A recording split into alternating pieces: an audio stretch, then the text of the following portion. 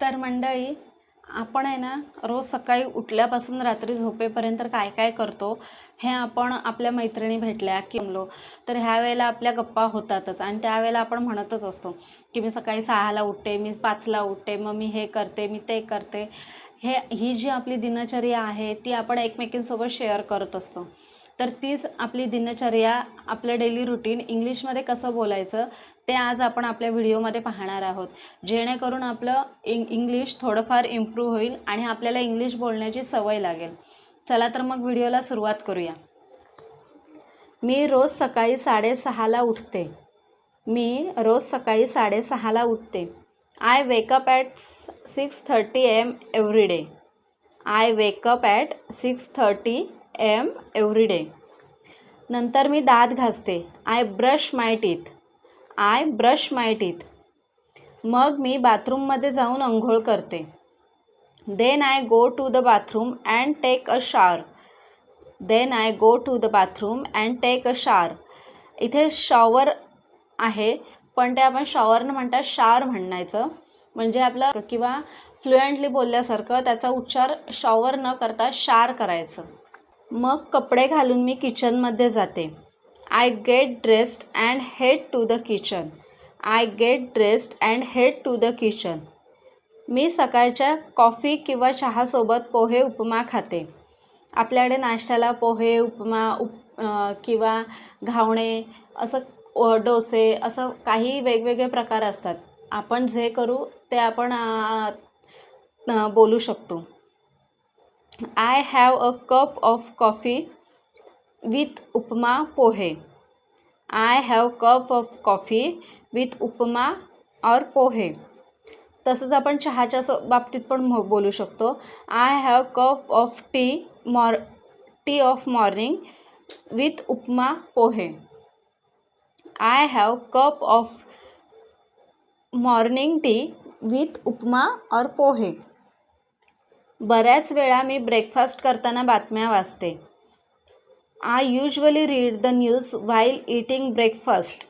I usually read the news while eating breakfast. Breakfast नाही म्हणायचं, इथे आपण ब्रेकफास्ट असं म्हणू शकतो, म्हणजे असंच म्हणायचं, जे इंग्लिश बोलू शकतो.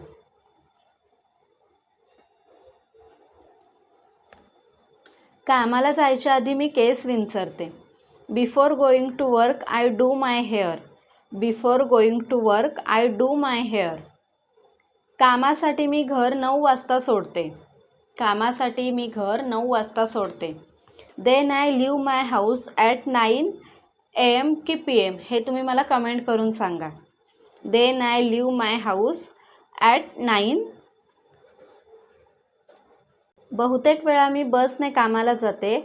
बसने जायला मला 20 मिनटं लागतात. आपण म्हणतो बघा, बऱ्याचदा मी कामाला जाताना बसनेच जाते, कारण बसने मला 20 मिनटं लागतात, त्यामुळे मी बसनेच जाते. I usually take the bus to work. It take about 20 minutes. I usually take the bus to work. It takes about 20 minutes. कधीतरी मी गाडीने कामावर जाते, पण मला ट्रॅफिक आवडत नाही. कधीतरी मी गाडीने जाते, पण मला ट्रॅफिक आवडत नाही. Occasionally I drive to work but really dislike traffic. Occasionally I drive to work but really dislike traffic. दिवसभर मी काम करते. I work during the day time. I work during the day time. संध्याकाळी 7ला माझे office काम पूर्ण होते, पण मला कधीकधी ओव्हरटाईम करावा लागतो. हे तर प्रत्येकाच्या बाबतीत घडतं आणि ते करावंच लागतं. I usually finish work at 7 o'clock but sometimes I have to work overtime. I usually finish work at 7 o'clock but sometimes I have to work overtime. 8 वाजता मी पुन्हा कामावरून घरी पोहोचते. I arrive home at 8 o'clock. I arrive home at 8 o'clock. नंतर मी रात्रीचे जेवण बनवते. I cook dinner. I cook dinner.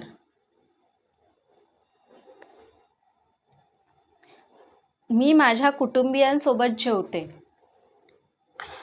Have dinner with my family. I have dinner with my family.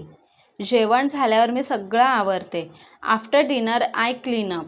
After dinner I clean up.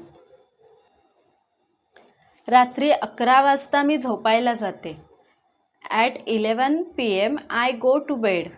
At 11 PM I go to bed. झोपायच्या आधी मी पुस्तक वाचते. I read in bed. I read in bed. मग मी दुसऱ्या दिवशी सकाळी उठण्यासाठी गजर लावते. Then I set my alarm for the morning. Then I set my alarm for the morning. दिवे घालवून मी झोपी जाते. Turn off the lights and fall asleep. Turn off the lights and fall asleep.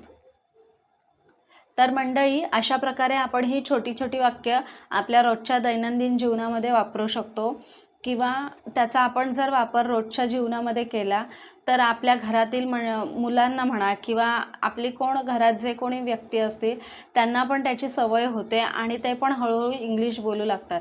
असेच जर तुम्हाला नवीन व्हिडिओ पाहायचे असतील आणि माझा जर हा व्हिडिओ आवडला असेल तर व्हिडिओला लाईक करा, शेअर करा आणि तुम्हाला जर काही नवीन अजून व्हिडिओ ह्याच्यामध्ये बघायचे असेल तर कमेंट करून नक्की सांगा.